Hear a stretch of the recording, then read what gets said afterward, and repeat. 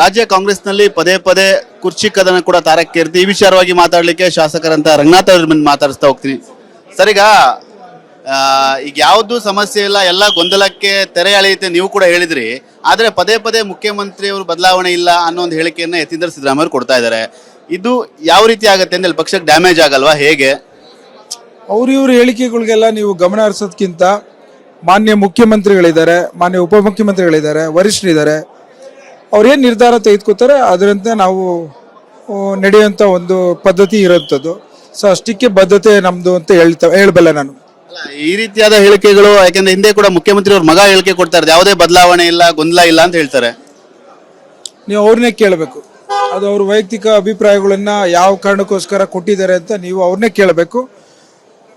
ನಮ್ದು ಏನ್ ಡ್ಯೂಟಿ ಇದೆ as a party candidate, party cadre ಅಲ್ಲಿ ನಮ್ ಕೆಲಸವನ್ನ ನಾವು ಮಾಡಬೇಕು, ನಮ್ ಜವಾಬ್ದಾರಿ ನಾವು ಮಾಡಬೇಕು ಅಂತ ಹೇಳಬಲ್ಲೆ ನಾನು. ಹೈಕಮಾಂಡ್ ಅಷ್ಟು ವೀಕ್ ಆಗಿದೆ ಸರ್, ಹಾದಿಯಲ್ಲಿ ವಿಧಿಯಲ್ಲಿ ಚರ್ಚೆಗಳು ಈ ವಿಚಾರ ಶುರುವಾಗಿದೆ ಅಂತ ವಿಪಕ್ಷಗಳು ಟೀಕೆ ಮಾಡ್ತಾ ಇದಾವೆ. ಹೈಕಮಾಂಡರು ಬಲಿಷ್ಠವಾಗಿದ್ದಾರೆ, ಸಮರ್ಥವಾಗಿದ್ದಾರೆ. ನಿಮಗೆ ಅತಿ ಶೀಘ್ರದಲ್ಲೇ ಸೂಕ್ತವಾದಂತ ನಿರ್ಧಾರವನ್ನ ಕೊಡ್ತಾರೆ. ಧನ್ಯವಾದ. ಇಕ್ಬಾಲ್ ಹುಸೇನ್ ಅವರು ಒಂದು ಹೇಳಿಕೆಯನ್ನು ಕೊಟ್ಟಿದ್ದಾರೆ, ಯತೀಂದ್ರ ಅವರಿಗೆ ಮಾತ್ರ ಅನ್ವಯಿಸೋಲ್ವಾ ಈ ನೋಟಿಸ್ಗಳು, ನಮಗೆ ಯಾಕೆ ಅಂತ ಹೇಳಿ. ಯಾರು ಕೊಟ್ಟಿರೋದು? ಅಲ್ಲ, ನೋಟಿಸ್ ನಮಗೆ ಮಾತ್ರ ಕೊಡ್ತಾರೆ, ಬೇರೆಯವ್ರ ಹೇಳಿಕೆಗಳನ್ನ ಕೊಟ್ಟರೆ ಯಾಕೆ ಕೊಡಲ್ಲ ಅವರಿಗೆ ಅಂತ ಹೇಳಿ ಇಕ್ಬಾಲ್ ಹುಸೇನ್ ಅವರು ಒಂದು ಬೇಸರ ವ್ಯಕ್ತಪಡಿಸಿದ್ದಾರೆ. I don't want to comment about that. ಏನಾದ್ರು ಶುಭ ಸುದ್ದಿ ಇದೆಯಾ? ಅಫ್ಕೋರ್ಸ್ ಎಲ್ಲ ಒಳ್ಳೇದಾಗುತ್ತೆ. ನೀವು ಕೂಡ ಡಿ ಕೆ ಶಿವಕುಮಾರ್ ಅವರು ಮುಖ್ಯಮಂತ್ರಿ ಆಗಬೇಕು ಅಂತ ಆಸೆ ಪಟ್ಟವ್ರಲ್ಲಿ ಪ್ರಮುಖರು, ಅದೇ ನಿರ್ಧಾರಕ್ಕೆ ಬದ್ಧ ಇದ್ದೀರಾ? ಆಸೆ ಇನ್ನೂ ಇದೆಯಾ? ಎಲ್ಲ ಒಳ್ಳೇದಾಗುತ್ತೆ ಅಂತ ಹೇಳಬಲ್ಲೆ ನಾನು.